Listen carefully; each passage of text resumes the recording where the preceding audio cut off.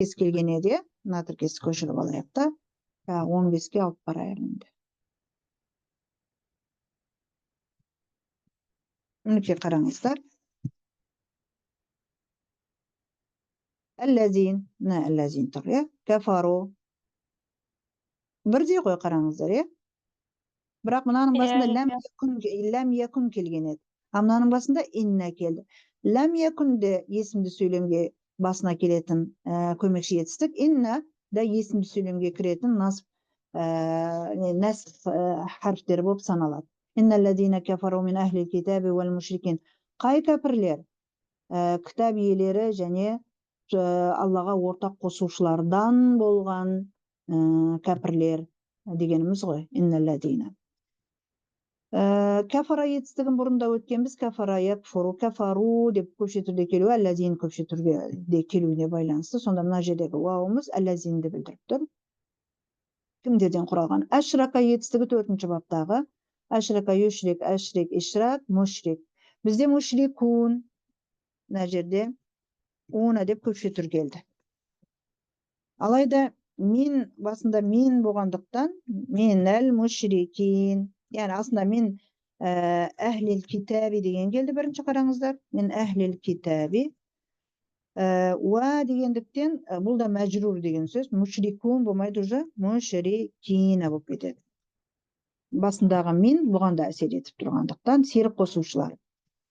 Халада етістігінен туындаған исім фәғіл болып түбір етістік болғандықтан басына му қойылмайды. Халидун мәңгі болған. Уна көпше тұр. Алайда аятта хәл болып келіп тұр. Хәл дегеніміз күйді білдіретін табыс септігінде келуі керек. Сондықтан халидина деп келуі мәңгі бақи қалған түрде, мәңгі болған түрде деген мағынада хәлді білдіріп тұр аятта. Шаррун жамандық, немесе ең жаман дегенді де білдіре береді.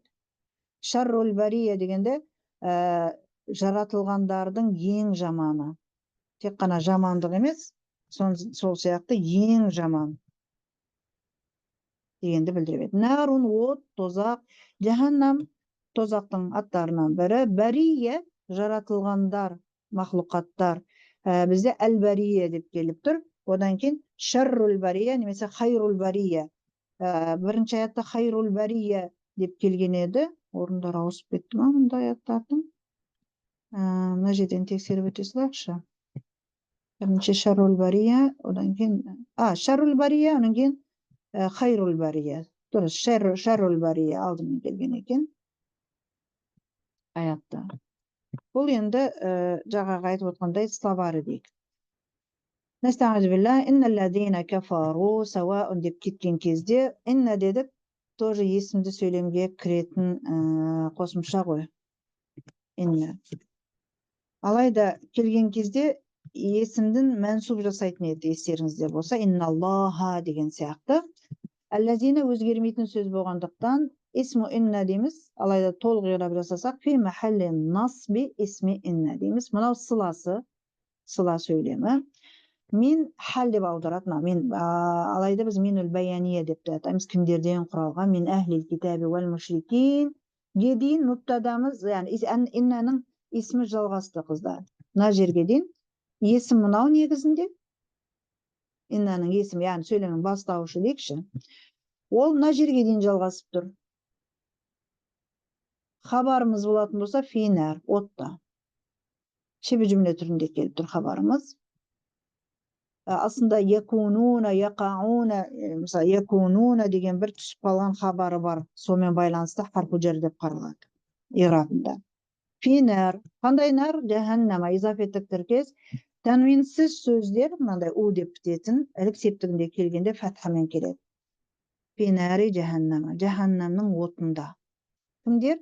Яғни мүшриктер және еврей және христиандардан болған кәпірлер шын мәнінде жаханнамның отында.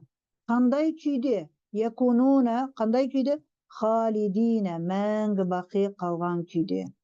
Фиха дегендегі хәміз қайда қайтып тұр деп ойлайсыздар? Ол жерде деп жатсақ, қай жерде айтып тұрмыз? Жаханнамға қайтып тұр ма? Нар деп кеп тұр, оны жерде нәрге қайтып тұр ма? Нәрге қайтып тұр. Нәр өйткені араб тілінде муаннас сөз болып саналады. Фиха. Міне солар уже мына сөйлем бітті, қайтадан сөйлемді нақтылайды. Улаика дегеніміз жаңағы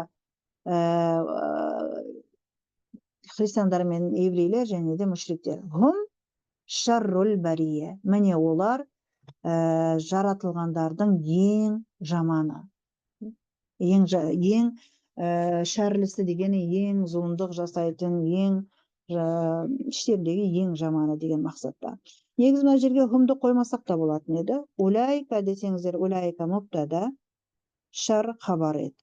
Ортаға келетін болса, оны дамирул фасл деп те атайды. Дамирул фаслге ираб бермейді, онда шарру хабар. Жоқ, дамирул фасл емес, бұл екінші мубтада дейтін болса, онда мынау есімді сөйлем, мына улайканың хабары деп қаралады иғраптарда. Мынаны итакта кафару, олар күпірлік етті болса, әлләзина кафару, кәпір болғандар. Қайда? Финари жаханнам. Сонда негізгі сөйлем мына сөйлем ғой. Басынан кейін инна келді, шын мәнінде деп. Тәпсіріне қарағанызда, тәпсірінде де дәл сондай тәртіпте беріпті, қараңыздар. Инналлазина кафару, харакатсыз, минал яхуди ван насара, ва минал мушрикин. Не істейді дейді? Біз тікелей финари дедіге, оны түсіндіріпті. Ядхулуна яумал қиямати фи жаханнам. Не деген сөз? Ядхулуна? Ядхулуна не кіреді?